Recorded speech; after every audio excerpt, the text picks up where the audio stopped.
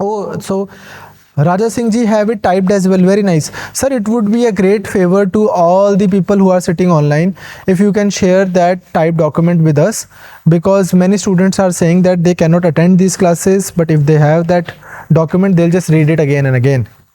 So thank you so much. And you can send it on the email address, this one.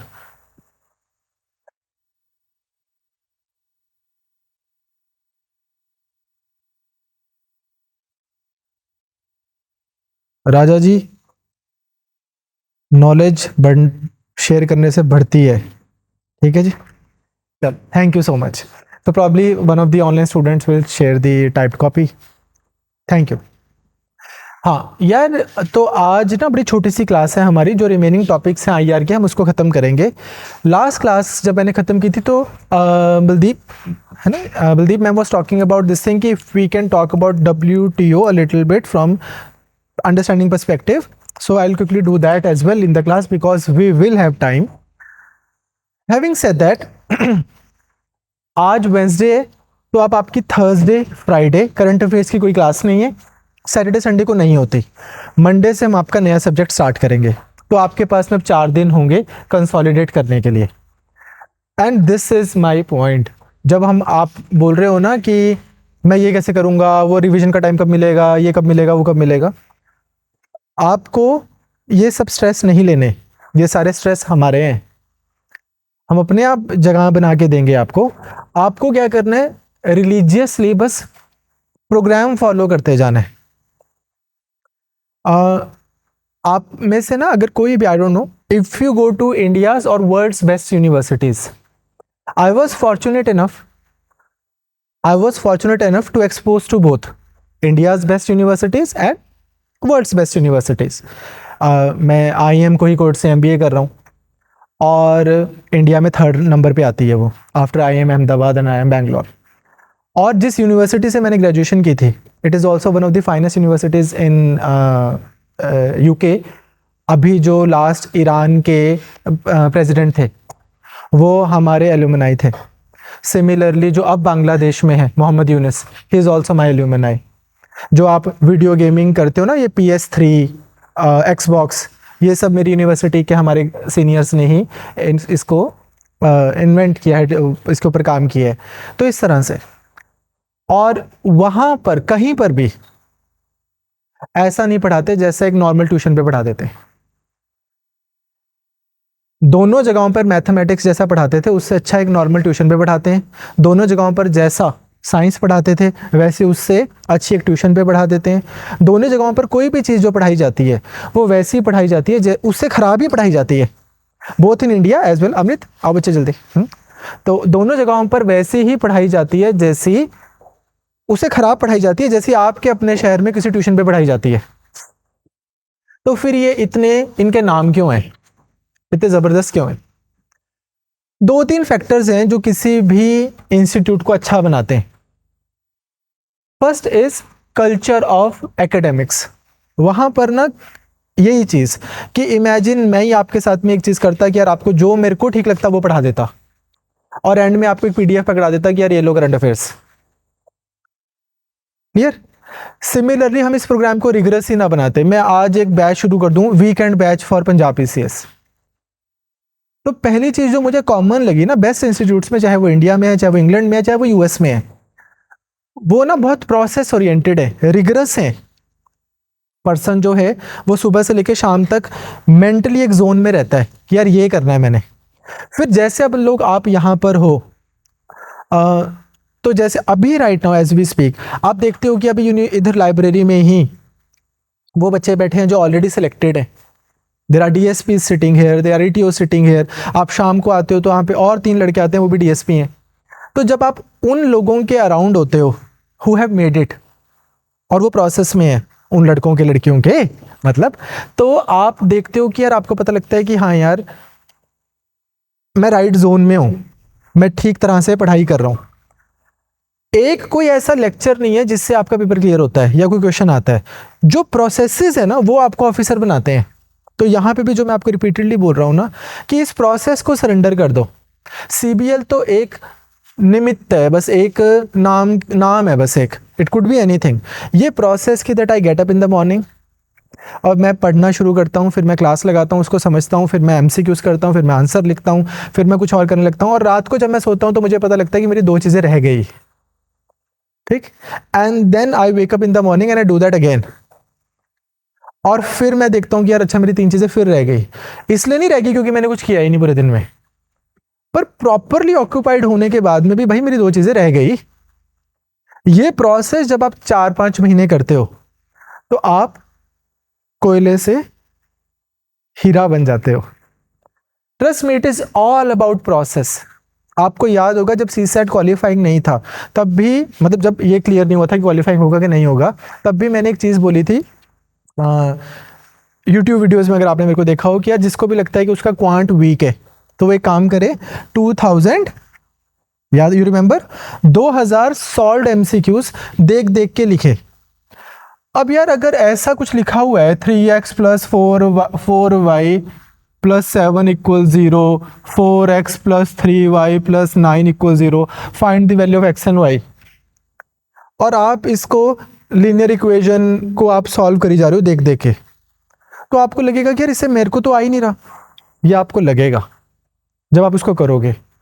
But जो व्यक्ति आप बन जाओगे, the person that you will become after 2000 MCQs, उसको आता होगा। कुछ चीजें ना हम हमारी आंखों से हम देख नहीं पाते, जैसे फॉर एग्जांपल आज आप मुझे देख रहे हो, आज से मैं काम करना शुरू कर देता हूँ, डेली 2 घंटे जिम जाता हूँ, हेल्दी खाता हूँ, टाइम से सोता हूँ। साल बाद जिसको आप देखोगे वो फिजिकली होपफुली थोड़ा डिफरेंट, कोई और दूसरा ही पर्सन होगा, एक बात। वैसे ही, लेकिन ऐसा नहीं कि एक दिन मैंने कोई वजन उठा लिया था जिससे मेरी बॉडी बन गई। वो जो प्रोसेस है वो मेरे को as a person physically change कर देगी, एक नया पर्सन बना देगी। Same thing is true about your preparation.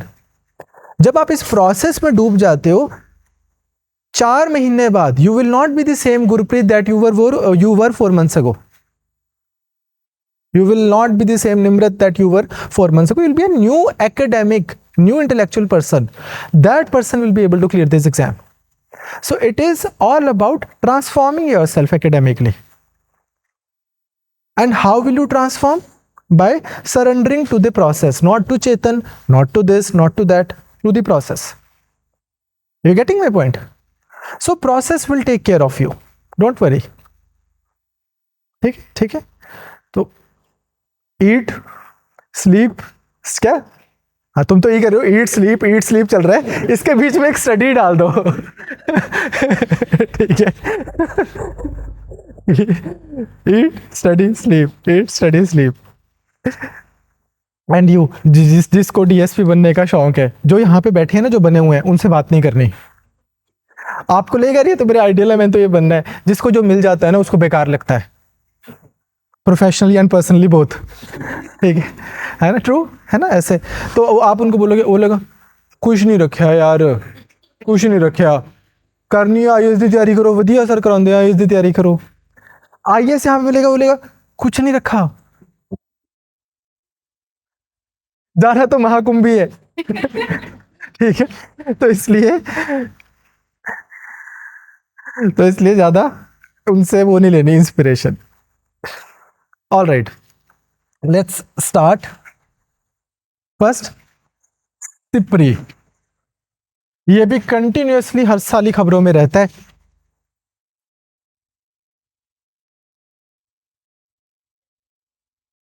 हाँ, अब बस मिक्स ही है आपके जैन से मार्च अप्रैल मई तक के ना। अगेन मैं आपको एक और एग्जांपल बताऊं कैसे आपको पता रहेगा प्रोसेस, आपका ख्याल कैसे रखता है। पिछली, अभी आपका संडे को टेस्ट हुआ था, उसमें रैंक 1 किसका आया है? पिछली बार नहीं, इस बार रैंक 1 किसका आया है? आप बताओ, आपको पता होना चाहिए। हाँ, नहीं आया। कंबाइंड जो हमारा ऑनलाइन ऑफलाइन की जो वो निकाली है हमने, उसमें रैंक 1 आया है मोनिका सैनी का। हाँ, मोनिका सैनी का है। मोनिका सैनी का पिछली बार पीसीएस में एक्चुअल रैंक कितना था? 18। ऑलरेडी ऑफिसर है ना, रैंक इंप्रूवमेंट के लिए तैयारी कर रहे हैं मेरे स्टूडेंट। आपको इसलिए पूछा, आपके रिलेटिव है ना। तो अब अगर उसका रैंक 1 आ रहा है और उसके जितने नंबर है मेरा भी उतना ही आ रहा है और मेरा रैंक 2 आ रहा है, तो कहना इसे कि as far as these subjects are concern, जितना भाई उनको आता है, जिन्होंने रैंक 20 ले रखा है, 15 ले रखा है, उतना मुझे भी आ गया। कहना इसे कि यार I am in the zone now. अगर मैं कंसिस्टेंटली उन जितने मार्क्स लेता जाऊंगा जितना उन लोगों का है जिन्होंने पिछली बार रैंक 10 लिया है, 12 लिया है, 15 लिया है, ठीक बात, तो आप ठीक हो, बढ़िया हो। अगर आप टॉप 50 में आ रहे हो, प्रीलिम्स हो जाएगा आपका, कंसिस्टेंटली टॉप 50 में आ रहे हो यहाँ पे, ठीक बात, समझ पा रहे हो आप मैं क्या बोल रहा हूँ। तो हाउ, ये टेस्टिंग क्यों इंपॉर्टेंट आपके लिए, कि टू सी कि यार जिन्होंने पेपर ये निकाला हुआ है ना, जिनको हम बोलते हैं कि इन्होंने भाई मचा दिया लाइफ में, उनके अगर 140 नंबर आ रहे हैं, मेरे 138 आ रहे हैं, मैं उनके आसपास पहुंच गया। This is I been repeatedly saying कि टेस्ट दो। वो नहीं कि आपको पता सर मैंने पहले ही तो पता भी जो उन्होंने 140 आ रहे ने मेरे 40 आएंगे, इस करके आप देना ही नहीं, ठीक है, वो ना करो आप। वो चीज वो चीज भी टेस्ट से ही पता लगने दो, ठीक है। चल, फर्स्ट थिंग, सिपरी। कौन बताएगा भी क्या होता है सिपरी? ये वेरी गुड, या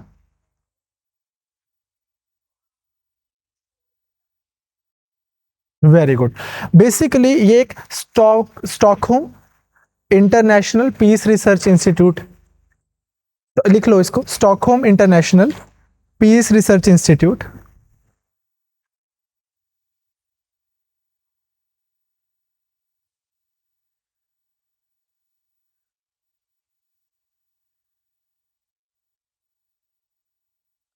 पीस रिसर्च इंस्टीट्यूट, इस ये क्या करती है, ये हर साल रिपोर्ट रिलीज करती है किस चीज से रिलेटेड, कि यार दुनिया में कौन सी कंट्रीज का डिफेंस बजट कितना बढ़ा है, पूरी दुनिया में हथियार कितने बढ़े हैं, कौन सी कंट्री ने कितने ज्यादा न्यूक्लियर बॉम्ब और बना लिए, किसने केमिकल वेपन ज्यादा बना लिए, इस तरह की रिपोर्टिंग्स देती है, ठीक। सिप्री की रिपोर्ट में मैं आपसे लॉजिकली पूछ रहा हूँ कि अगर अगर आ रहा है कि डिफेंस बजट बढ़ रहा है, तो is it a good news or a bad news? Bad news. अगर कंट्रीज ज्यादा ज्यादा हथियार बना रही हैं, इसका मतलब क्या है कि कंट्रीज में एक फियर है कि ये लड़ाई हो सकती है। तो ये ऐसे ही इनिशिएटिव्स भी लेती है कि कैसे कंट्रीज में कॉन्फिडेंस बढ़ाया जाए ताकि ये आर्म्स रेस नीचे जाए, क्लियर। तो इसकी हर साल रिपोर्ट आती है, बस एक चीज लिख लो इसमें, it is an independent international institute,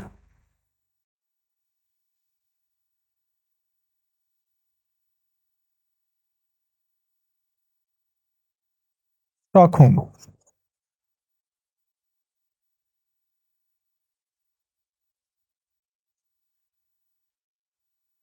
it is an independent institute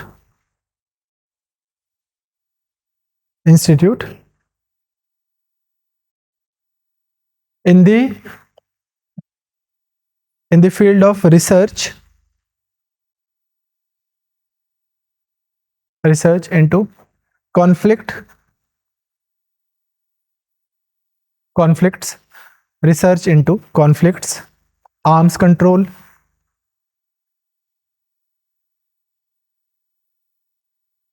disarmament, etc.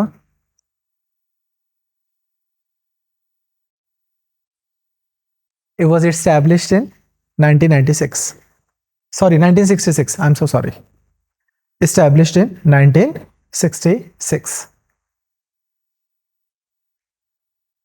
वो कौन सी 9 कंट्रीज हैं जिनके पास न्यूक्लियर बॉम्ब है? Raise your hand. हाँ भी डीएसपी। यूएसए, हाँ यूके, इंडिया, चाइना,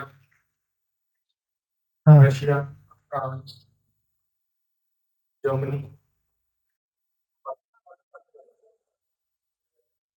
इजराइल की तरफ,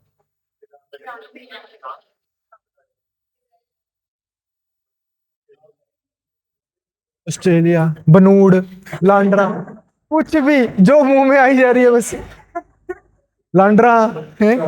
हाँ हाँ हाँ जी, है नॉर्थ कोरिया। यार P5 तो आप पहले याद रखो ना, P5 के पास तो है ही nuclear bomb. USA, UK, France, China and Russia, ये 5 तो है ही है। ये यूक्रेन वगैरह के ऊपर भी तो अटैक तभी कर पा रहा है जब रशिया टूटा, तो जो बाकी 15 कंट्रीज जो टूटी उनको न्यूक्लियर बॉम्ब्स नहीं मिले। न्यूक्लियर बॉम्ब थे यूएसएसआर के पास ही, रशिया के पास ही। अगर सारे 4-4 न्यूक्लियर बॉम्ब ले जाते तो फिर करके दिखा देते अटैक ये भी। ठीक है, तो पहले तो यही हो गए। और उसके बाद में इंडिया, इजराइल के पास 403 के आसपास न्यूक्लियर बॉम्ब्स हैं।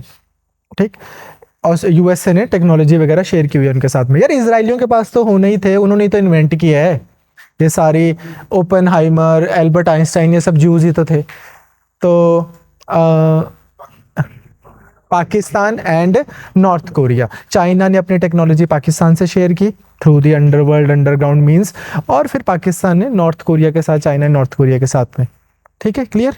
सो these are the 9 nuclear capable countries. इसमें से अगर आप इंटरनेशनली बात करो, not from India perspective, internationally अगर आप बात करो तो 5 कंट्रीज का बोलते हैं कि लेजिट प्रोग्राम है, क्योंकि वो एनपीटी के मेंबर्स हैं P5, और ये जो बाकी हैं ये नॉन एनपीटी वाले।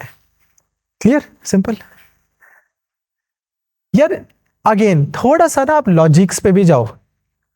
वर्ल्ड वॉर 2 किसके बीच में हुई थी? हाँ भी डीएसपी, इधर देखो, वर्ल्ड वॉर 2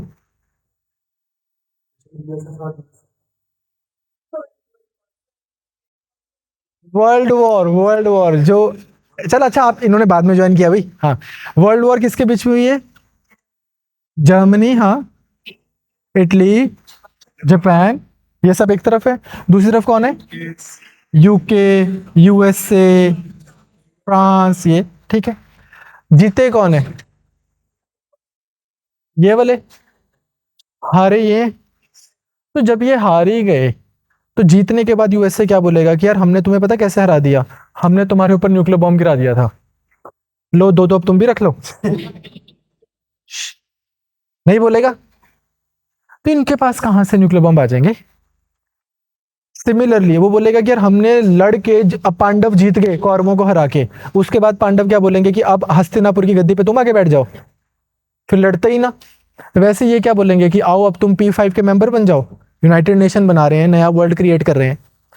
तुम तो भाई तुम्हारी वजह से तो सारे क्लेश हुए हैं, हम इतने पीसफुल लोग, हमसे भी हथियार उठवा दिया तुमने, न्यूक्लियर बम गिराना पड़ गया मुझे, पता कितना मूड खराब हुआ मेरा न्यूक्लियर बम फेंकते हुए। तुम्हारी वजह से हो रहा है सारा कुछ। इसलिए जापान, तू तो आर्मी भी नहीं रखेगा, तेरे पे कोई अटैक करेगा मैं आऊंगा, तू आज से मेरा दोस्त है। जर्मनी, तू भी P5 का मेंबर नहीं बनेगा, वहां बैठ जा आराम से, एनिमी स्टेट है तू। डिसिप्लिन करेंगे इनको तो। These are the powers. तो तुक्का भी लगाना है तो आप वैसे बोलोगे सर इंडोनेशिया, मेक्सिको, तो मेरे को तुक्का समझ आएगा। जर्मनी जर्मनी नहीं बोलना, इनको कहां से मिल जाएंगे? Are you getting the point? कल हमने कालिनिनग्राड कर लिया था ना। ऑनलाइन एक स्टूडेंट बोल रहे हैं कि यार मेरे 125 के ऊपर नंबर नहीं जा रहे टेस्ट में, तो मैं क्या करूं? और टेस्ट दो यार, 125, अभी 2 तो टेस्ट हुए, जाएंगे। ठीक, अब एक ने बोला है कि यार सर ईट स्लीप रिपीट के बीच में take care of kids, take care of family, ये भी है। अब अनफॉर्चुनेटली आई कांट, मतलब चलो नेवर माइंड। अब यार किड्स होना परमात्मा सुख नाल ਤੁਹਾਡਾ ਆਪਦਾ डिसीजन ਸੀਗਾ, ਭੁਗਤੋ ਹੁਣ। ठीक है, ऑलराइट। नेक्स्ट अरब लीग, अरब लीग नेक्स्ट न्यूज है, अरब लीग। सारी रिस्पॉन्सिबिलिटीज के साथ भी पेपर क्लियर होएगा आपका, टेंशन न लो। हाँ जी, नेक्स्ट ये हो गया आपका, स्टॉकहोम हो गया। अरब लीग, ये भी खबरों में था। स्टॉकहोम कहां पर है? स्वीडन। तो स्टॉकहोम बेस्ड ऑर्गेनाइजेशन है जो एक इंडिपेंडेंट बॉडी है जो रिसर्च करती है कि दुनिया में हथियार कितने बढ़ रहे हैं, दुनिया का बजट कैसे बढ़ रहा है, अलग अलग कंट्रीज की रिपोर्ट देती है, अलग अलग कॉन्फ्लिक्टिंग जोन की रिपोर्ट देती है, और बड़ी बार पीस रिपोर्ट भी देती है कि कैसे हम दुनिया में शांति लेके आए। आपने स्टॉकहोम सिंड्रोम का नाम सुना है? सबने सुना हुआ है? सुना हुआ है, इसी बताइए क्या होता है? पता नहीं है, किसको पता है? अच्छा, सबने सुना है, पता किसी को नहीं है? यस। वंशिका को पता है, मैं बता रहा हूं आपको पता है। जिंदगी में महसूस तो तुम सबने किया है। कोई आपको कैप्टिव रख ले, कोई आपको दुखी कर रहा है, और वो आपको दुखी कर रहा है और आपको उससे उतना ही प्यार हो रहा है। This thing is called Stockholm syndrome. हाँ, मनी हाइस्ट, मनी हाइस्ट में भी ऐसे ही हो ना।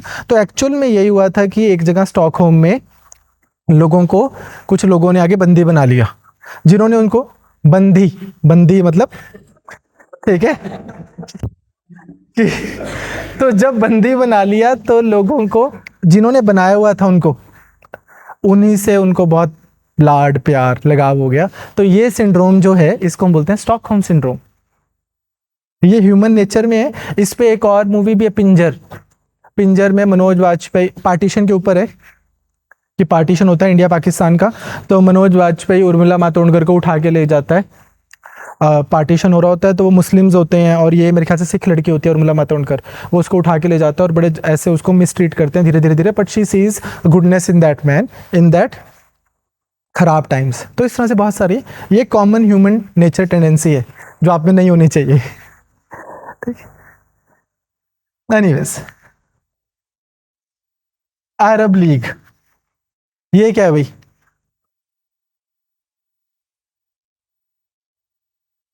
हाँ जी,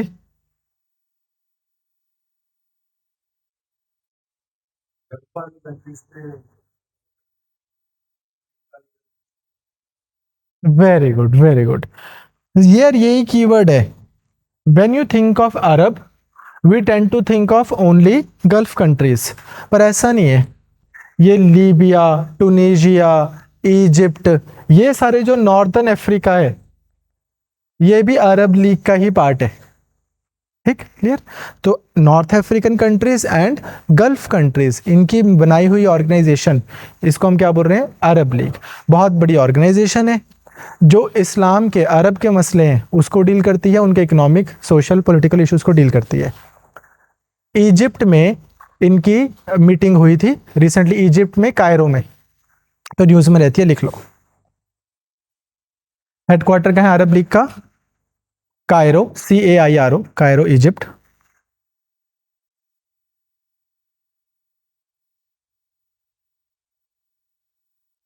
it's a league of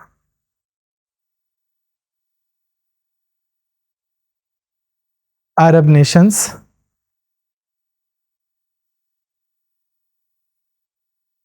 located in Northern Africa, Western Africa,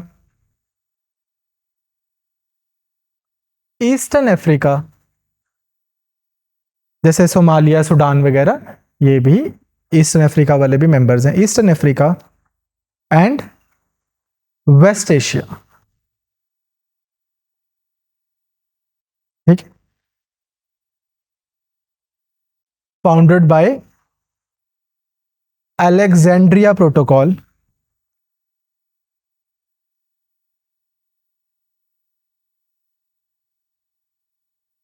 Alexandria protocol in 1945।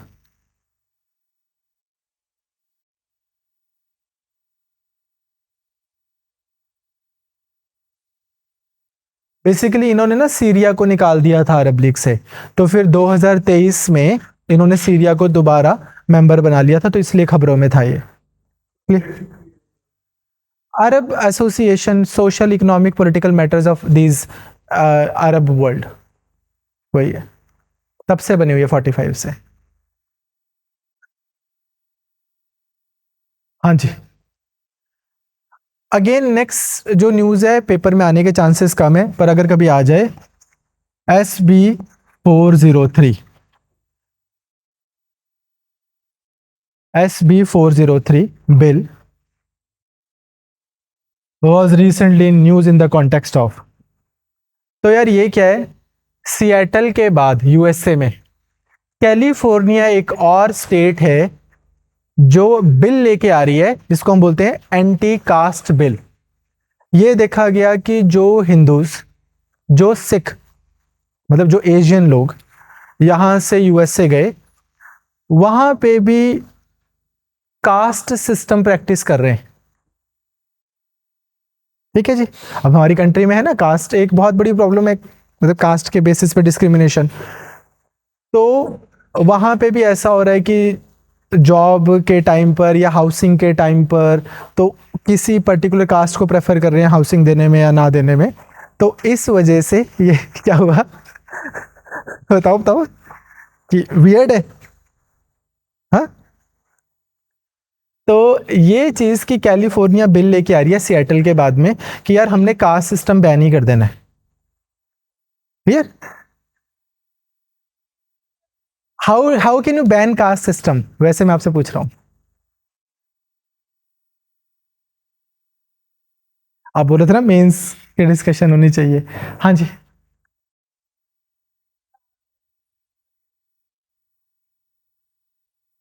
नहीं, अगर हम मतलब जब इंडिया का कॉन्स्टिट्यूशन बना था 1950 में, तो ऐसा क्या कर सकते थे जिससे कास्ट सिस्टम डाइल्यूट हो जाए? मैरिजेस? अच्छा, इंटरकास्ट मैरिजेस, अच्छा अच्छा, मैंने कहा किया। हाँ, what else? Do you think if you are not allowed to write your surname, अगर आपका सिर्फ फर्स्ट नेम ही अलाउड हो, तो that ways caste system publicly, public place पे कैन बी टैकल्ड?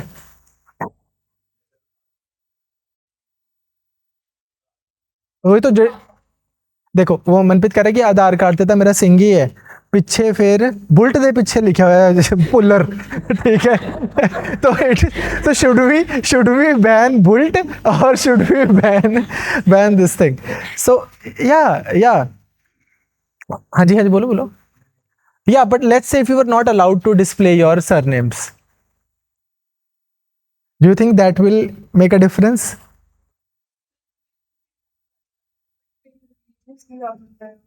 नहीं, फिर भी रिलीजियस आएगा, ਉਹਦਾ एक डिफरेंट सोल्यूशन है। पहले ਜਿਹੜੀ प्रॉब्लम है कास्ट वाली, हाँ, तो फिर की क्यों नहीं इन्होंने, जब ये अनटचेबिलिटी प्रोहिबिट कर सकते हैं?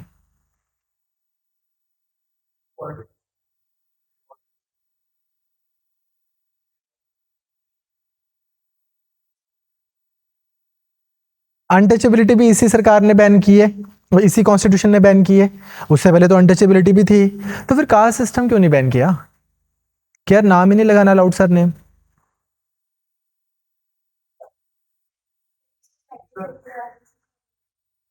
इसमें पेट्रियार्की का क्या लेन देना है? पुरुष बाप बाप का नाम लगता है, अच्छा।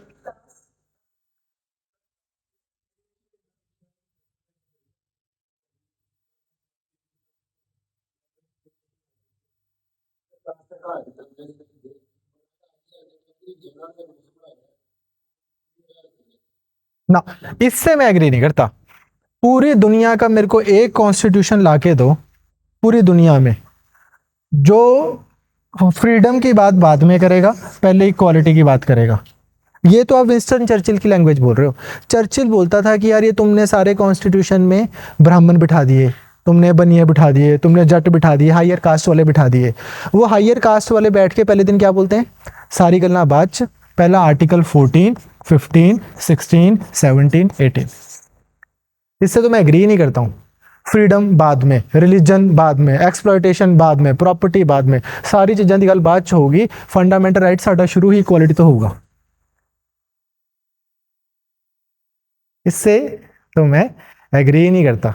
ਉਹਨਾਂ पंडिता ने तो इक्वालिटी दी है। चर्चिल की भाषा ना बोलो मेरे नाल। हाँ जी, वो बोल सकता था।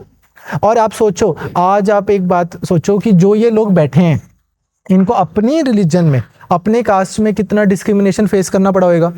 आप खुद सोचो कि लेट्स से आप एक पेट्रियार्कल पंजाब के समाज के पर्सन हो, जैसे उन्होंने बोला, और पूरे कास्टिस्ट समाज के, and let's say you are a Jat, and today you are bringing a law which is saying and a jat and a scheduled caste will sit together, and in all probability scheduled caste will sit above me. within your community, just imagine the kind of pressure you will feel. Yet all these founding fathers, they were happy to take the pressure. They were very altruistic that way. मेरी community के लोग मैनू गाला कढ़ लैणगे, कोई ना, I stand for equality, गल मुकी। ठीक है जी, are you getting the point? कोई बाहर से आमद थोड़ी हो गई, यही इन्होंने ही बनाया कॉन्स्टिट्यूशन। यूएसए का कॉन्स्टिट्यूशन फ्रीडम से शुरू होता है, सारे यूरोपियन कंट्रीज के कॉन्स्टिट्यूशन फ्रीडम से शुरू होते हैं, आपका होता है इक्वालिटी से शुरू। इवन जो फ्रांस का भी ट्रॉयका है, वो सबसे पहले क्या बोलता है? लिबर्टी, फिर इक्वालिटी, फिर फ्रेटर्निटी। इक्वालिटी, फ्रेटर्निटी और लिबर्टी नहीं बोल रहा है, आप ही का बोल रहा है। ठीक है, हाँ जी, चलो कराऊंगा आपको मेंस में, बट हाँ, कास्ट सिस्टम एक बहुत ट्रिकी मैटर है। तो अनफॉर्चुनेटली अपने बंदे यूएसए में जाके भी थोड़ा कास्ट सिस्टम प्रैक्टिस कर ही रहे हैं, तो उससे रिलेटेड फिर वहाँ पर लॉ लेके आ रही है वहाँ की असेंबली कि यार इस चीज़ को बैन करना है। कैलिफोर्निया में कौन सी रिजर्वेशन है? नहीं, पर उसमें भी रिजर्वेशन नहीं है, रिजर्वेशन नहीं है। हाँ, वर्किंग प्रोफेशन लेके समझ नहीं आया मैनू। हाँ हाँ, किथे किथे? हाँ हाँ हाँ हाँ, बिल्कुल ठीक है। It was in the beginning, it was not by birth but by what profession you are doing. ठीक है, पर कैलिफोर्निया में ये, चलो एनीवेज, बिल आ रहा है जिसका नाम है SB 403। इट्स अ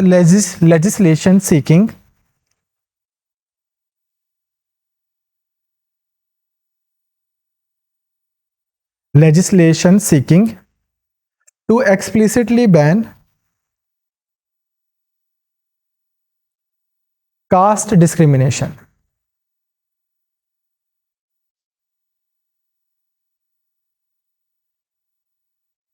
एक सुप्रीम कोर्ट के लॉयर हैं साइजे दीपक, उन्होंने एक किताब लिखी थी, उसमें मैंने पढ़ा है कि इवन बाबा साहब Ambedkar ji, he wanted, he was okay with Hinduism, he was not okay with the caste system, so he wanted to go to a religion, explore a religion which was closer to the Hinduism, as closer as possible, but minus the caste system. So he explored all the religions, of course. So he almost converted to Sikhism, but फिर उन्होंने realise किया कि यार Sikhism में भी जो principles हैं वो चाहे कास्टिज्म की बात ना कर रहे हो, समाज तो पूरा कास्टिस्ट है। तो उन्होंने फिर उसके बाद और भी रिलीजन एक्सप्लोर किए, then he converted to Buddhism. अगर वो सिखिज्म में कन्वर्ट हो जाते तो आपका महाराष्ट्र में कितने सारे सिख होते, क्योंकि उनके साथ में बहुत सारे लोग फिर कन्वर्ट हुए थे ना, आगे। ठीक है, सो माला तुझा करने वाले बहुत सारे सिख मिलते हैं आपको। ठीक है, इकड़े तिकड़े। तो चलो एनीवेज, समझ आया आपको क्या बिल क्या आई? नेक्स्ट, LAUN, नेक्स्ट खबर, LAUN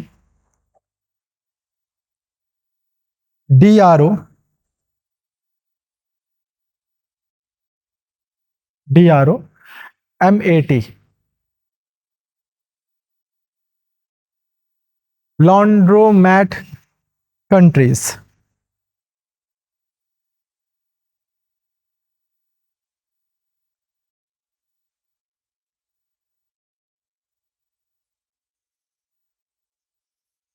ये है इंडिया, टर्की, चाइना, सिंगापुर, बोलो, एंड UAE। ये कम है चांसेस आपको आने के, इसके चांसेस कम है, लेकिन आएगा तो बहुत फ्री के नंबर होंगे कि ये countries was in news recently. ये कौन सी कंट्रीज हैं? फिनलैंड में एक रिसर्च इंस्टीट्यूट है जिसने ये चेक किया था कि सबसे ज़्यादा रशियन तेल खरीद के, जबकि रशिया के ऊपर बैन लगा हुआ है, सबसे ज़्यादा तेल खरीद के उसको प्रोसेस करके कौन बेच रहा है?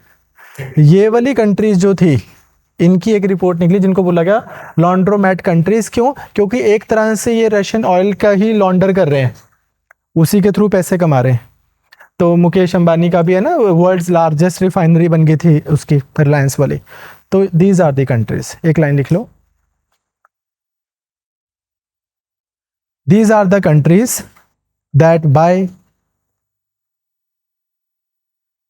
LAUNDROMAT, these are the countries that buy Russian oil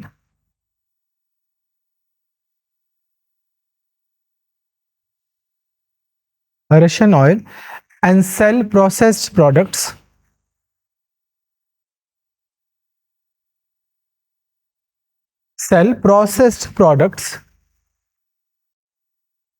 come to European countries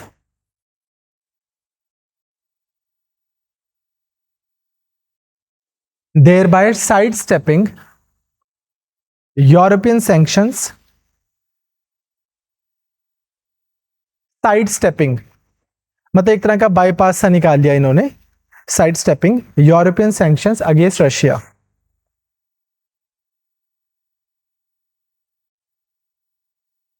I'm sorry I forgot your name. Just kidding. The class is going to be very short today. We are about to get over in let's say another 10-15 minutes. ठीक है? So you can watch the missed part online. ठीक है? Okay. क्या हुआ? हाँ जी। तो यार अब इस चीज को आप मेंस में भी यूज करके आ सकते हो, अगर प्रीलिम्स में ना पूछें कहीं पे आपको मेंशन करना है। 70% जो रशियन ऑयल है इन्होंने ही खरीदा है, और इन्हीं कंट्रीज ने 17% ऑयल खरीद के उसको प्रोसेस करके पूरी दुनिया में बेचा है। Simple, clear. Next, Croatia, CROTIA,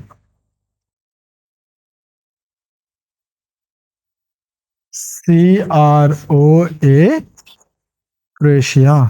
कहां पर है ये क्रोएशिया? कौन से यूरोप में? ईस्टर्न यूरोप में। Why was it in news?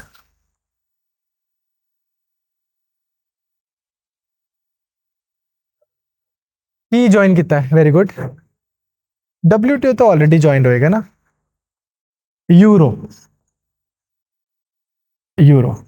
So guys listen, there is, एक तो आपका यूरोपियन यूनियन है, यूरोपियन यूनियन में आ गई आपकी ऑलमोस्ट आई थिंक 27-28 कंट्रीज है ना, ठीक, क्लियर।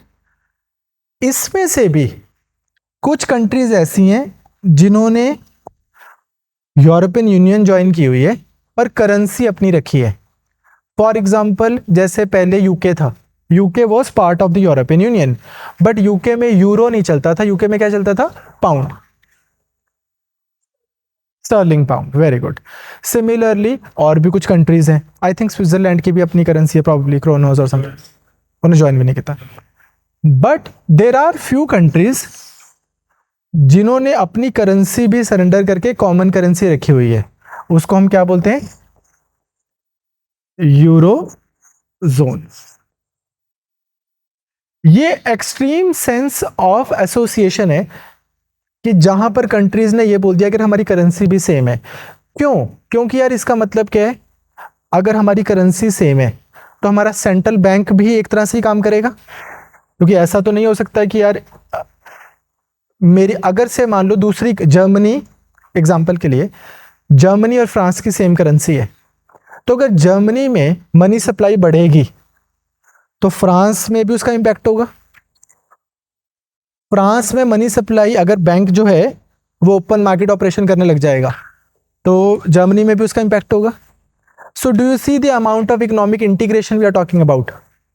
यार ऑलमोस्ट आप एक ही कंट्री हो, human beings can go from here to there, currency can is same, foreign policy is same, fiscal policy is same,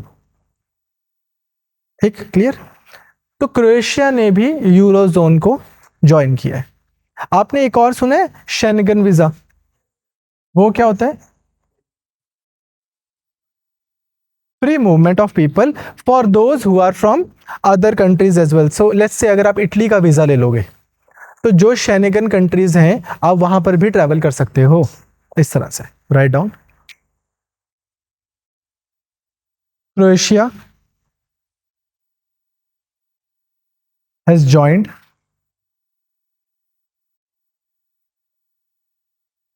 EU's border free Schengen zone, EU's border free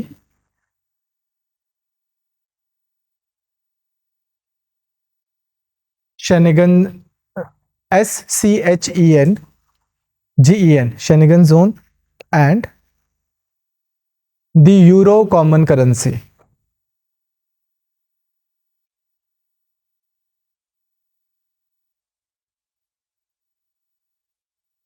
ठीक, it is the 20th country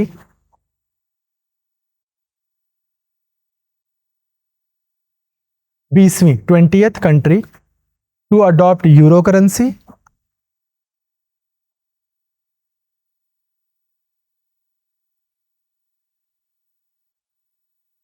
तो मतलब इनकी भी अब currency कौन manage करेगा? European central bank, ECB बोलते हैं उसको।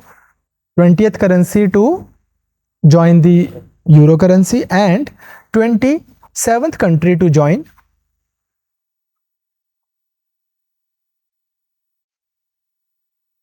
the Schengen area.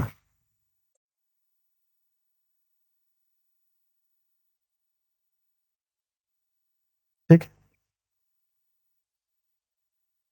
तो आप 4 कंट्री साइड पे याद रखना as Maninder said, Iceland, Norway, Switzerland and लिंकेस्टेन।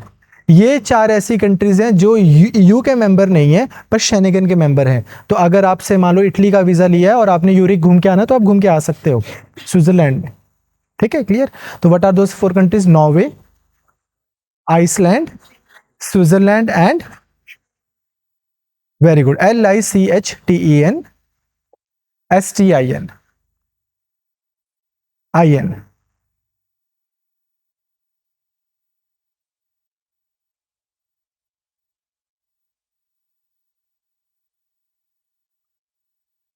चलो लास्ट न्यूज, आपने प्राइवेट मिलिट्री ग्रुप्स सुने? मिलिट्री ग्रुप्स जो बन गए, आर्म्ड ग्रुप्स बन गए, ये क्या होते हैं? हाँ जी यार, ये आपको ना सिक्योरिटी इश्यूज में भी क्वेश्चन आ सकता है मेंस में, थोड़ी सी डिस्कशन हम आज करते हैं। हाँ, आपने वैगनर ग्रुप का नाम सुना है? Yes, sir. क्या क्या है ये? Private what? मरवा दिया पुतिन ने, वो तो ठीक है, मतलब चलो एक कॉन्सेप्ट मैं आपको समझाता हूं। हमारे पास सरकारी पुलिस है, बट आपने देखा होगा कि प्राइवेट ये भी तो आते हैं एजेंसीज जो आप हायर कर सकते हो, सिक्योरिटी एजेंसीज। तो वो क्या करती हैं, आपके घर पे सीसीटीवी कैमरास लगा जाती हैं। वो आपको प्रॉमिस करती हैं कि यार हमारी गली में दिन में 12 टाइम्स 15 टाइम्स हमारी गाड़ी जो है वो पेट्रोल करेगी, आप ये बटन दबाओगे तो विद इन 3 मिनट्स हम आ जाएंगे, ऐसे पूरा इंस्टॉल करके जाते हैं। तो वो प्राइवेट पुलिसिंग है विद इन लिमिटेड डोमेन। आप वहां पे FIR नहीं लिखवा सकते, वो तो आपको पुलिस थाने में ही जाना पड़ेगा। वो पर्चा नहीं दायर कर सकते किसी के ऊपर, बट वो आपको सिक्योरिटी तो प्रोवाइड कर रहे हैं। लेट्स से 5 साल बाद सरकार लॉ ले आती है कि यार अब आप उनके पास FIR भी लिखवा सकते हो, और हम ऐसे ही आगे आगे आगे आगे जाते रहे। 15 ईयर्स फ्रॉम नाउ आपके घर पे बेल बजे और कोई बोले हेलो सर, हम एयरटेल की पुलिस से आए हैं, आप हमारी पुलिसिंग लगवाना चाहोगे? आप बोलो नहीं यार, हमने जियो की लगवा रखी है, हमारे उनसे बढ़िया पैकेज है, हमारे पुलिस वाले उनसे ज्यादा फिट हैं। You understand? क्या बुराई है उसमें? बढ़िया है, अभी आप अपने पुलिस से परेशान ही रहते हो। हाँ, एक ऑर्डिनरी सिटीजन जो है, हमारे कितने टैबूज नहीं बने हुए कि पुलिस थाने जाना, दिस दैट ये वो, और लोगों की भी आपस में ऐसी रहती है, देखो जी ਤੁਹਾਡੇ तो भी उन्होंने झाड़ लेने, साढ़े तो भी झाड़ लेने, अपा बह के सब, इस तरह से एक सिटीजन ग्रीवेंस है बहुत तगड़ा। और अगर पुलिस के पॉइंट ऑफ व्यू से भी बात करूं, यार 24-24 घंटे की नौकरी, थैंकलेस नौकरी, काम ही नहीं खत्म होते कभी, कोई प्राइवेट लाइफ नहीं, कोई पब्लिक लाइफ नहीं, सारा टाइम आप ड्यूटी पे ही हो। उनको भी थोड़ा आराम आएगा, बहुत सारी चीजें प्राइवेट पुलिस ही देख लेती है। समझ पा रहे हो आप? हमारे साथ में प्रॉब्लम क्या होती है, क्योंकि अब नेक्स्ट टॉपिक भी हमारा वही है, हमारे साथ प्रॉब्लम क्या होती है कि जब हमने होश संभाला होता है उस समय तक जो चीज प्राइवेटाइज्ड हो वो तो हमें लगता है कि हाँ ये तो प्राइवेट होनी चाहिए, और उस समय जो चीज पब्लिक हो उसको प्राइवेट करने को ना हम कॉमन सेंस का पार्ट ही नहीं मानते। फॉर एग्जाम्पल अगर मैं आपको अभी बोलूं कि ये जो रोड्स हैं इस पे आज से आपकी गाड़ी नहीं चलेगी, कोई बाइक नहीं चलेगी, कोई साइकिल नहीं चलेगी, सरकार की साइकिल चलेगी, उस पे बैठ जाओ, सरकार की गाड़ी चलेगी, उस पे बैठ जाओ, बस बात खत्म होगी, टिकट बुक करवा लो। Would you be okay with that? कोई ऑर्बिट नहीं, कोई वॉल्वो नहीं, कोई कुछ नहीं, would you be okay with that? But you are okay with this thing अगर मैं बोलूं कि ट्रेन ट्रैक पे बस सरकारी ट्रेन चलेगी, कोई प्राइवेट ट्रेन नहीं चलेगी, कोई रिलायंस की नहीं चलेगी, कोई जियो की नहीं चलेगी, कोई अंबानी की नहीं चलेगी, कोई टाटा की नहीं चलेगी, और अगर कल को चलाने भी लगे 4 प्राइवेट ट्रेन तो हमें क्या लगता है देश भेज था। तो फिर उस दिन भी देश भेज दिया था जिस दिन प्राइवेट गाड़ियां अलाउ की थी। हमारा बजाज चलाते हो ना वो, बजाज पल्सर जो भी होता है, हाँ। बट जब से हमने होश संभाला है, क्योंकि हमने ट्रेन ट्रैक्स देखी ही सरकारी हैं और रोड्स देखी ही प्राइवेट हैं, तो हमें ये ओके लगता है। अगर सरकार कल को हवा पे टैक्स लगा ले, would you be okay with that? कि जितनी आपके घर में खिड़कियां उस हिसाब से टैक्स लगेगा। बट सरकार पानी पे तो लगाती है और बिजली का भी लगाती है, जितने स्विच है उस हिसाब से मिनिमम बिल तो आएगा ही, क्योंकि हमने बचपन से ऐसा ही देखा है। Same is true about policing as well, क्योंकि हमने बचपन से ऐसे देखा कि यार पुलिस ऐसी थोड़ी होती है कि हाँ जी sir how can I help you, तो आपसे खुद ही नहीं डाइजेस्ट हो रहा। हेलो कितने मुंह चक्या you want that.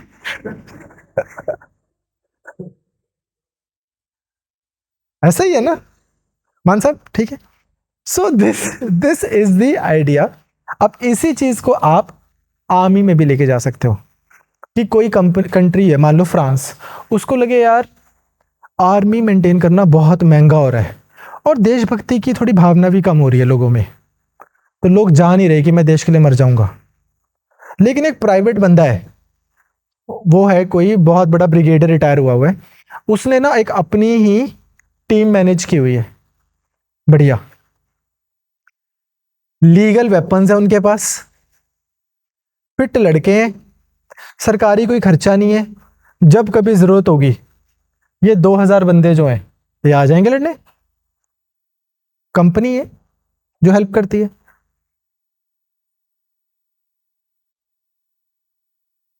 You understand? इस तरह से इंक्रीजिंगली दुनिया में private militia, organise structured private militia भी इंक्रीज हो रहा है स्पेशल। हाँ हाँ हाँ जी, ये इसके ये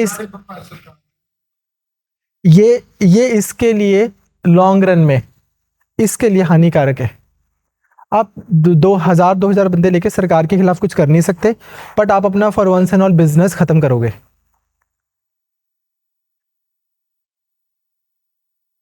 सेंसिबल लोग हैं ये 2 पंप दी मारनी है ये। भाई किसी ने बैठे बैठे पंप चढ़ाता, सर पुतिन की है ਤੁਹਾਡੇ सामने, वो पुतिन पे अटैक करने पहुंच गया, ठीक है, उसको पता है वो पुतिन है, मेरे पास ये 500-700 बंदे हैं, हम मिशन ओरिएंटेड लोग हैं, ये हमारे यही हमारा फोटे है, हम आर्मी नहीं चला सकते, देश नहीं चला सकते, ठीक है जी, क्लियर? वो तो पहला पंजाबियों का दिमाग जो सरकार नहीं चक दो पहला यार है ना करो, ठीक है हाँ,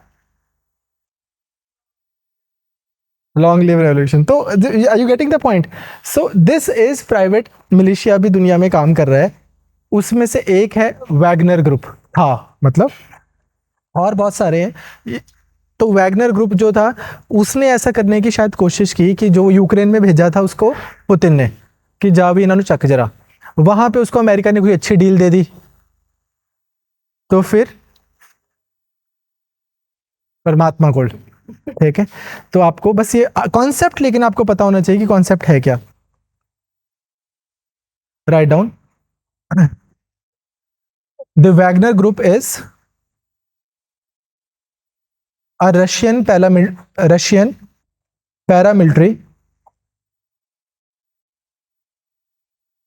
पैरामिलिट्री ऑर्गेनाइजेशन।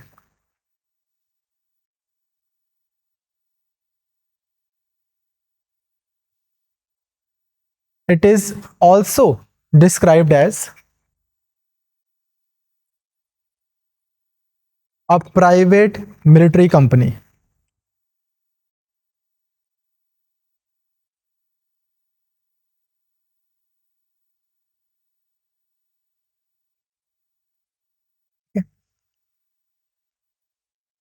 ये तो मैंने आपको एक एक लिखवाया है।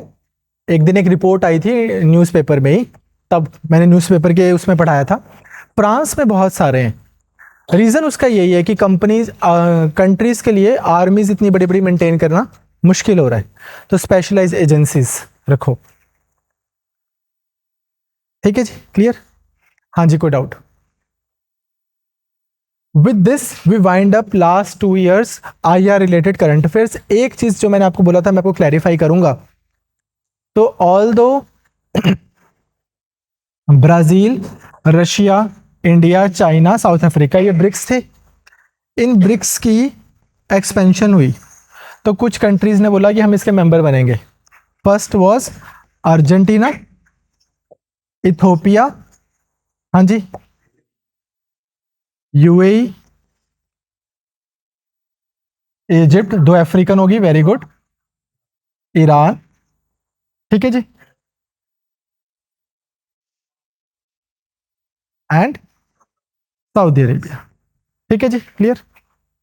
नाउ अर्जेंटीना ने बोल दिया कि यार हमने मेंबर नहीं बनना। मेंबर बन गया था पर इसने फिर बोला कि यार हमने इसको इनिशिएट नहीं करना। इन्होंने इनिशिएट कर दिया बाकियों ने। अभी रिसेंटली इनिशिएशन करने के बाद में सऊदी अरेबिया ने भी बोल दिया कि हमें इसको फर्दर कंटिन्यू नहीं करना। जितनी भी न्यूज़ है, even as I speak right now, जब मैं आपको पढ़ा रहा हूं तब भी अगर आप ब्रिक्स की वेबसाइट पे चले जाओगे तो वो सऊदी अरेबिया को फुल फ्लेज मेंबर ही दिखा रहा है, और उन्होंने अभी वेबसाइट अपनी अपडेट की है 4 दिन पहले भी। बट जितनी भी न्यूज़ पढ़ोगे आप उसमें सब में ये आ रहा है कि Saudi Arabia has pulled out of this thing. So the new members are these ones, and एक और ऐड हुआ है इस साल, इंडोनेशिया।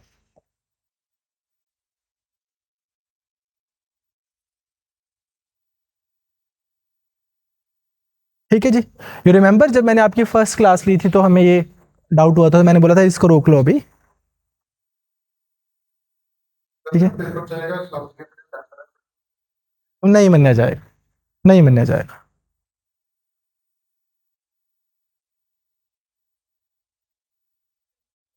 25 इंडोनेशिया, 25 ये रिसेंटली एडेड। ठीक है, क्लियर?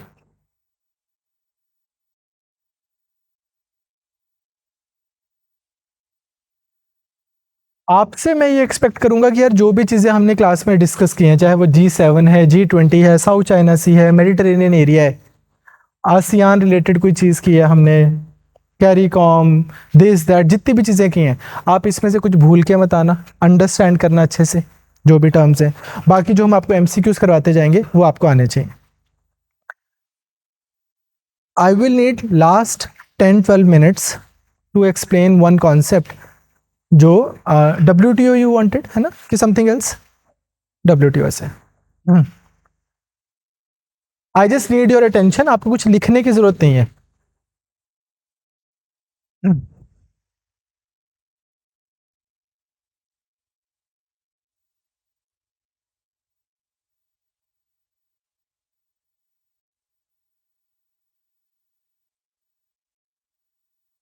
यार एक इकोनॉमिक पॉलिसी, मतलब इकोनॉमी अब आपने पढ़ी भी है, सबने पढ़ी ली थोड़ी बहुत, अच्छी बुरी कम ज़्यादा। आपको ये तो पता लग गया कि इकोनॉमी में सबसे बड़ी प्रॉब्लम क्या है, कि हमारे पास में रिसोर्सेज लिमिटेड है और वांट्स अनलिमिटेड है। तो उसको बेस्ट हम किस तरह से यूटिलाइज करें, उससे से इकोनॉमी, हमारे वही डिसीजन लेने हैं हमने।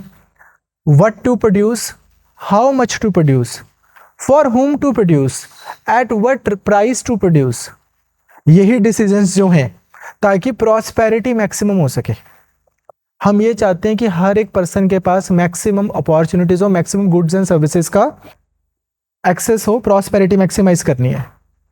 इसको लेके अब अलग अलग थ्योरीज आई हैं दुनिया में। कोई बोलता है कि एक काम करो, जितने भी रिसोर्सेज हैं सारे सरकार के अंडर ले आओ, और फिर सरकार देखे सबसे ज़्यादा ज़रूरत किसको है, कम ज़रूरत किसको है, to each according to his need सरकार रिडिस्ट्रीब्यूट करने लग जाए।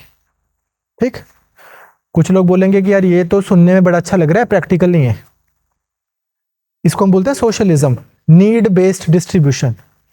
कि यार ये प्रैक्टिकल नहीं है, पता लगेगा कि सब कुछ सरकार के कंट्रोल में आया और वो लोग जो सरकार में बैठे थे उन्होंने करप्शन की है, उन्हीं के कंट्रोल में आ गया, और आपने क्या किया, अमीरी गरीबी हटाने गए थे, सबको गरीब बना दिया। So this was not how it was suppose to be intended कि सबको गरीब बना दो, देखो जी हमने गैप मिनिमम कर दिया। ऐसा तो नहीं होना चाहिए। कोई कुछ और थ्योरी देगा, कोई कुछ और थ्योरी देगा। उसी में एक जो थ्योरी जो लिबरल स्कूल ऑफ इकोनॉमिक्स से आती है वो ये आती है कि यार जितना ज़्यादा ट्रेड होगा उतना ज़्यादा मैक्सिमम प्रॉस्पेरिटी होगी। क्यों? लेट्स से मैं जितना ज़्यादा, मान लो मैं बनाता हूँ लैपटॉप्स, मैं जितने ज़्यादा लैपटॉप बेच पाऊंगा उतने ज़्यादा मुझे वर्कर्स चाहिए होंगे, उतने ज़्यादा कोरियर करने वाले बंदे चाहिए होंगे, उतना ज़्यादा रॉ मटेरियल चाहिए होगा। जितने मुझे वर्कर्स चाहिए होंगे वो वर्कर्स के पास में भी पैसे आने शुरू हो जाएंगे, वो भी अपना घर बनाएंगे, फिर वो भी चीज़ें खरीदेंगे। अब जब वो घर बनाएंगे तो उनको भी सीमेंट चाहिए, रेता चाहिए, बजरी चाहिए, इलेक्ट्रिकल्स चाहिए। उससे सीमेंट की भी प्रोडक्शन बढ़ेगी, उससे आगे फर्दर प्रोडक्शन बढ़ेगी, और एक वर्चुअस साइकिल क्रिएट हो जाएगा पूरा का पूरा। गेटिंग? सिंपल, ओवर सिंप्लीफाई करके बता रहा हूं आपको। Are you getting this point? So वो लोग जो ये बोलते हैं कि यार हमें ट्रेड मैक्सिमाइज करना है, और सरकारें जब बीच में आ जाती हैं तो वो क्या कर देती हैं, बैरियर की तरह एक्ट करने लग जाती हैं। जैसे मैंने आपको अभी समझाया कि अरे ट्रेन पे बस सरकारी ट्रेन चलेगी, लेट आए जल्दी आए, अच्छी चले बुरी चले, यही चलेगी। ये क्या बात बनी? टीवी पे बस DD1 चलेगा, अच्छा चले बुरा चले, टाइम पे चले ना चले, यही चलेगा। ये क्या बात बनी? ये बोलते हैं कि यार हमने सरकारें इसलिए बनाई थी कि अगर कभी बीच में डिस्प्यूट हो जाए तो डिस्प्यूट सॉल्व करने वाली एंटिटी हो। But what to produce, how much to produce, कैसे इकोनॉमी चले, इसके लिए सरकारें थोड़ी बनाई हैं। बंदा सियाना है, बंदा रैशनल है, समाज अपने आप चला लेगा, प्राइवेट एंटिटी अपने आप काम कर लेगी। Do you understand? So these people would not want too much of government. हमारी कंट्री में आजकल तो ऐसा हो गया कि इसको ऑपोजिट हो गया, आपकी बेडरूम लाइफ भी सरकार डिसाइड करती है, when to marry, who to marry, what to marry, this and that, है ना। पर होना ये चाहिए कि सरकार अपना काम करे यार। मेरा कभी कोई डिस्प्यूट होगा तो सरकार के पास आ जाऊंगा मैं, otherwise I know how to live my life happily. Thank you so much. सरकार इज अ नेसेसरी इविल। चाहिए हमें कि मेरा पब्लिक स्फीयर पे अगर कोई डिस्प्यूट हो जाए, नेसेसरी है, बट मैंने अपनी फ्रीडम नहीं कंटेन करनी, फ्रीडम नहीं कर्टेल होनी चाहिए मेरी। ठीक बात? लॉजिक समझ पा रहे हो? उस फिलॉसफी को ही अगर मैं इकोनॉमिक डोमेन में ले जाऊं तो ये बोलते हैं कि यार होना क्या चाहिए, let's say these are different countries, बहुत सारी। ये है कोई कंट्री 1 पोर्चुगल, इटली, ये है कोई कंट्री 2 इंडिया। यहां पे कोई प्रोडक्ट बन रहा है तो अभी ये कहां पे बेच पा रहा है? इधर ही बेच पा रहा है। क्यों? क्योंकि बॉर्डर्स हैं, कस्टम ड्यूटीज हैं, टैरिफ है, टैक्स है, ये सब कुछ है। तो ये बोल रहे हैं कि ऐसा होना चाहिए कि ये सारे बॉर्डर्स गिरा दो, कस्टम ड्यूटीज गिरा दो, टैक्सेस हटा दो, ताकि ये प्रोडक्ट इंडिया में या किसी भी और कंट्री में फॉर दैट मैटर वैसे ही बिक सके जैसा ये पोर्चुगल में बिक रहा था यहां पे। इसका एग्जाम्पल आप ऐसे समझो कि मित्सुबिशी की 2 गाड़ियां, एक मोंटेरो और एक आउटलैंडर। आउटलैंडर एक गाड़ी उनकी इंडिया में असेंबल हो रही है तो वो बिक रही है 35 लाख के। मोंटेरो उनकी जापान में बन रही है, इंडिया में आ रही है, टैक्स ड्यूटीज लग रही हैं तो वो होगी 65 लाख की। तो उनको यहाँ पे मोंटेरो बेचनी मुश्किल हो जाएगी क्योंकि महंगी होगी, और यहाँ का जो बायर है जिसने वो खरीदनी है उसके लिए भी वो एक्सपेंसिव होगी। यार ऐसे ना करो, मैक्सिमम मोंटेरोस बिके और यहाँ के लोगों को भी मैक्सिमम मोंटेरो गाड़ियां खरीद सके। इस तरह से हमने ट्रेड मैक्सिमाइजेशन करनी है। Trade maximisation will lead to prosperity maximisation, सब खुश हो जाएंगे। ठीक है, clear, simple. This was the broader philosophy. फिर उसके बाद में ये बोलते हैं कि यार अब इससे होगा क्या। ये वाला बंदा जो है, इंडिया में भी कोई पर्सन जो है, लेट्स से ये कपड़े बनाते हैं, यहां से यहां पे कपड़े भी आते हैं, क्लोथ्स, और इलेक्ट्रिकल गुड्स भी आते हैं। अब इसको पता है कि अगर मैं क्लोथ्स बना रहा हूं तो पूरी दुनिया से मैं 10 रुपए सस्ते क्लोथ्स बनाता हूं, और इलेक्ट्रिकल गुड मैं पूरी दुनिया से 5 रुपए सस्ते बनाता हूं।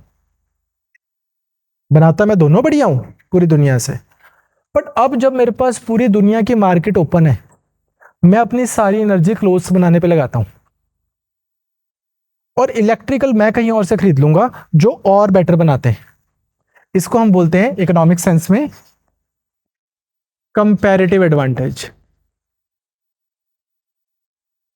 कि मुझे comparison to other things, for example let's say मेरे को लगा लो कि मैं तुम्हें पॉलिटी भी अच्छी पढ़ा देता हूं और आईआर भी अच्छा पढ़ा देता हूं आर्गुमेंट के लिए, और मुझे लगे लेकिन मैं पॉलिटी तो बहुत ही अच्छी पढ़ा देता हूं, अब मैंने एक चीज पढ़ानी है तो मैं पॉलिटी पढ़ाऊं आईआर ना पढ़ाऊं, आईआर कोई और पढ़ा दे। ठीक बात, simple, are you getting the point. तो इस तरह से कंट्रीज ये देखें कि उनको कंपैरेटिव एडवांटेज कहां पर है, उनकी एनर्जी वहां पे लगेगी। पूरी दुनिया को भी फायदा है कि बेस्ट क्वालिटी के सस्ते प्रोडक्ट्स मिलेंगे, और इसको भी फायदा है कि जो इसका स्किल सेट था वो मैक्सिमम यूटिलाइज होगा। टैक्स ना हो, कस्टम ड्यूटी ना हो, एंट्री टैक्स ना हो, टैरिफ्स ना हो। एक कंट्री दूसरे कंट्री के गुड्स को वैसे ही ट्रीट करे जैसे कि उसके खुद की कंट्री के गुड्स हैं।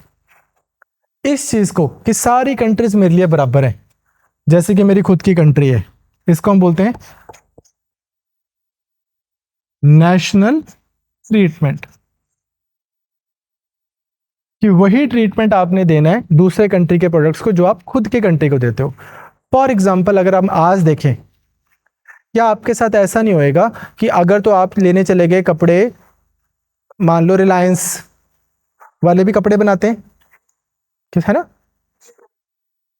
हाँ रिलायंस ट्रेंड्स लगा लो, या विमल विमल टाइप जो इनके ब्रांड्स है, रेमंड्स लगा लो, रेमंड इंडियन ब्रांड है, आप उसके कपड़े लेने चले जाओ और आप जारा के कपड़े लेने चले जाओ, तो ऐसा नहीं होगा कि जारा वाले को कोई स्पेशल टैक्स देना है जो रेमंड वाले को नहीं देना।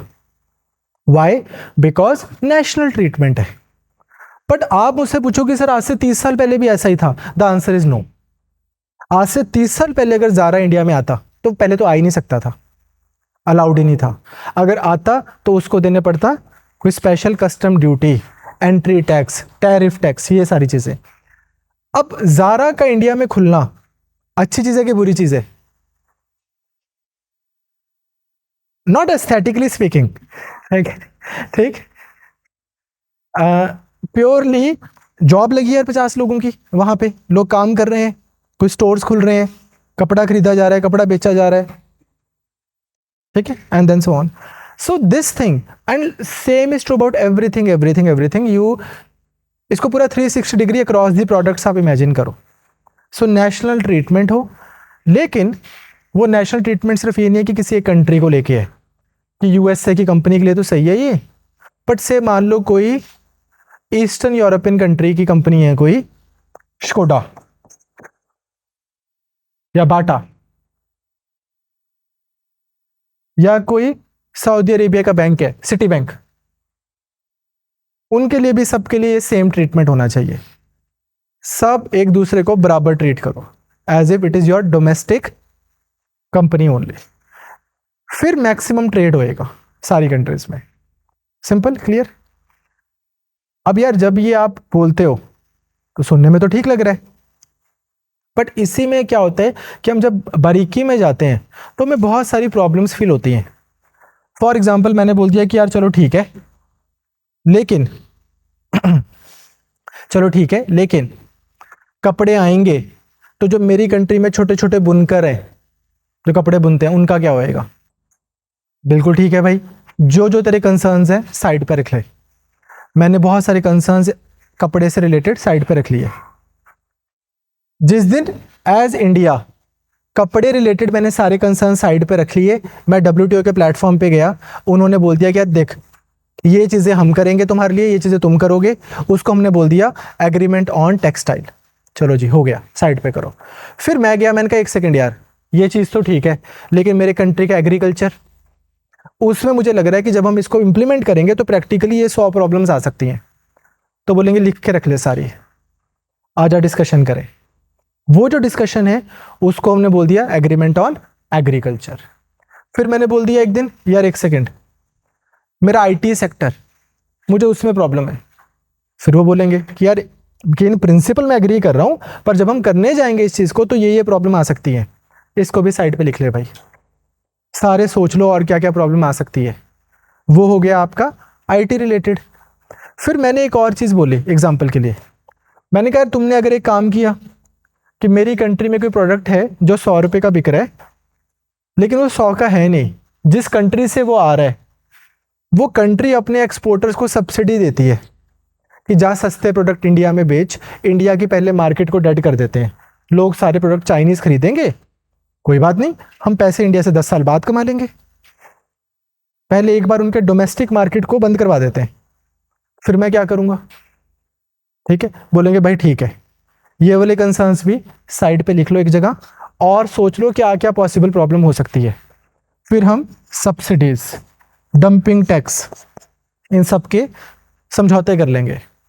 इस तरह से जो जो जो जो जो जो लैक्यूना हो सकते हैं, anything that can possibly go wrong in this overarching principle कि यार लेट्स हैव ट्रेड, उन सबको हम लिख लेते हैं एक जगह और उसको फिक्स करते हैं।